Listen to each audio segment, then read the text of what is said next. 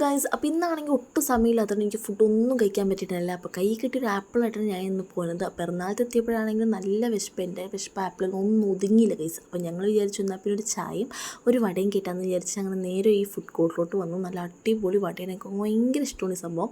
അപ്പോൾ അതൊക്കെ ഞാൻ അൽത്തൂന് ടാറ്റ ബൈക്ക് പറഞ്ഞ് ഞാൻ ഓൾറെഡി ലേറ്റാണ്, അപ്പോൾ ഞാൻ പിന്നെ വെച്ച് പിടിക്കുവാണ്. അങ്ങനെ നമ്മൾ കറക്റ്റ് ടൈമിൽ വർക്കിനൊക്കെ കയറി നമ്മൾ വർക്ക് ചെയ്തുകൊണ്ടിരിക്കുക. ഒരു ഉച്ചയായപ്പോഴേക്കും ഭയങ്കര വിശപ്പ് തുടങ്ങി. അപ്പോൾ ഞങ്ങൾ വിചാരിച്ചു എന്നാൽ പിന്നെ ഷാർജ അടിച്ചിട്ട് വരാമെന്ന് പറഞ്ഞുള്ള നടപ്പാണ് ഈ കാണുന്നത്.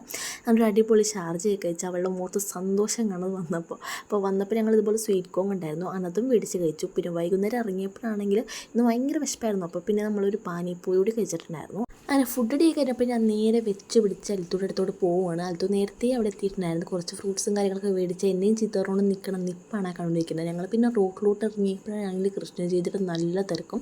അങ്ങനെ ഒരു തട്ടുകടയിലൊക്കെ കയറി ഞങ്ങൾ 2 ബജിയൊക്കെ കഴിച്ചിട്ട് നേരെ വീട്ടിൽ പോയി. അപ്പോൾ ഇത്രയുള്ളൂ, ബൈ.